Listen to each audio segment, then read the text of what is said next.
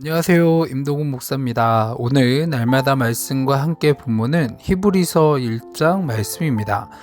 오늘부터 우리가 살펴보는 히브리서는 흔히 수수께끼 서신으로 불립니다. 왜 그러냐면 일단 누가 썼는지 나오지 않는 유일한 본문이기도 하고, 편지를 받는 대상은 분명히 히브리 사람이긴 하지만 구체적으로 누가 받았는지도 모르고 어느 지역에서 기록되어 또 어느 지역으로 배송되었는지에 대한 기록도 전혀 남아 있지 않는 서신입니다. 그런데 쓰여진 목적은 분명합니다. 바로 예수 그리스도에 관한 말씀이라는 것이죠. 그 시작으로 오늘 본문은 하나님의 아들 예수 그리스도께서 누구신가에 대해서 함께 나누도록 하겠습니다. 하나님은 오래전부터 여러 선지자들을 통해서 다양한 방법으로 하나님의 뜻을 말씀하셨습니다. 그런데 사람들은 하나님의 뜻을 온전히 이해하지 못했고, 결국은 하나님은 우리에게 놀라운 약속을 하셨고 이루셨습니다. 바로 당신의 아들인 예수 그리스도를 이 땅 가운데 보내셔서 하나님의 뜻을 온전히 전달하시고 완성하셨던 것이죠. 예수님은 창조주이실 뿐만 아니라 만유의 상속자이시고 영원 전부터 하나님과 함께 계시며 창조의 사역에서 동역하신 분입니다. 이 땅에 오셔서 십자가에서 죽으시고 부활하셔서 하늘로 올라가심으로 모든 이름 위에 뛰어난 이름을 가지시고 우리의 왕 되신 분이십니다. 예수님은 여러 세대 다양한 선지자들을 통해 파편처럼 주어진 하나님의 계시와는 달리 하나님의 형상으로서 그 자체로 하나님의 뜻을 말씀하시고 보여주셨습니다. 사람과도 견줄 수 없는 하나님의 아들이신 그리스도는 천사와도 비교할 수 없다라는 것을 히브리서 저자는 1장의 말씀을 통해서 우리에게 증거를 합니다. 히브리서 기자는 영적인 존재를 천사를 근거로 들어서 예수님이 천사와 비교할 수 없이 월등한 분이시며 하나님의 아들이시다라는 것을 드러내고 있습니다.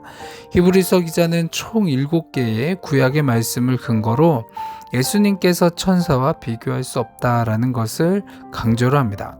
계속해서 5절의 말씀에 보면 이런 말씀이 있죠. 너는 내 아들이라 오늘 내가 너를 낳았다라는 이 말씀은 시편 2편 7절에 나오는 말씀으로 예수님이 세례를 받으셨을 때와 또 변화산에서 변화되셨을 때 오직 예수님께만 인용되었을 뿐 천사들에게 말씀하신 적이 없습니다.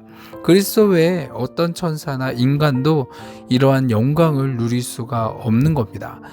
계속해서 5절 후반절을 또 보면 나는 그에게 아버지가 되고 그는 내게 아들이 되리라 라는 이 말씀은 솔로몬을 두고 하나님께서 다윗에게 하신 말씀이었습니다. 히브리서 기자는 이 말씀이 예수 그리스도에게 정확히 이루어졌다고 해석을 하고 있습니다. 예수님 외에 어떤 천사도 하나님의 아들로 불려진 경우가 없기 때문이죠. 맏아들이신 예수께서 성육신하실 때 하나님의 모든 천사들은 그에게 경배할저다 라는 이 말씀은 시편 97편 7절의 말씀을 인용하므로 모든 피조물보다 우월하신 그리스도는 천사의 경배를 받기에 합당하신 분이다 라는 것을 계속해서 강조를 합니다.